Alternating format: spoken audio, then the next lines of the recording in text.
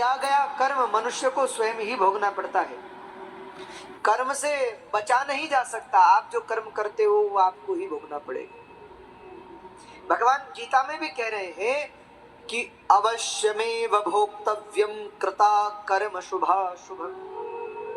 कोई ये सोचे कि हम 100 रुपए की चोरी करें और 10 रुपए उसमें से दान कर दें और पाप मिट जाएगा, तो भैया ऐसा नहीं होता।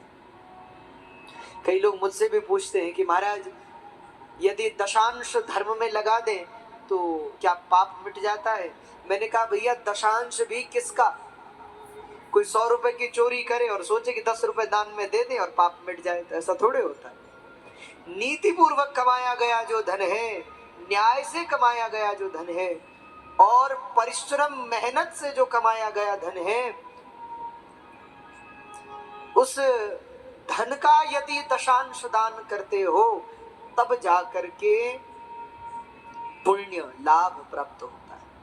अनीति के धन के दान का पुण्य नहीं है। इसलिए भैया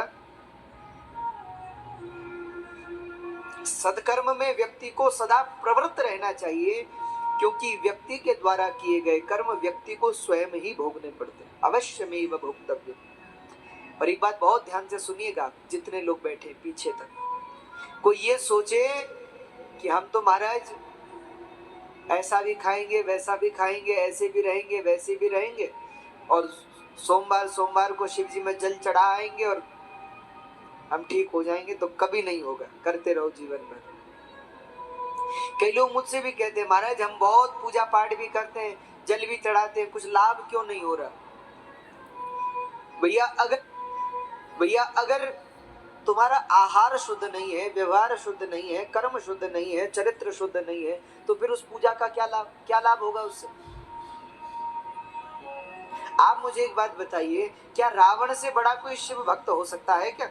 बताओ, बोलो। पीछे आप लोग बैठे हुए, आप लोग बताओ, क्या रावण से बड़ा कोई शिव भक्त हो सकता है? अरे आप लोग और हम लोग तो फूल और बेलपत्र चढ़ा के खुश हो जाते हैं, रावण तो उसने तो सिर काट काट के भगवान शंकर को चढ़ा दी। बताओ। लेकिन रावण ने भी जो जीवन में अनीति की, अनाचार किया, दुराचार किया, जब रावण को भी वो भोगना पड़ा, तो हम और आप कौन है?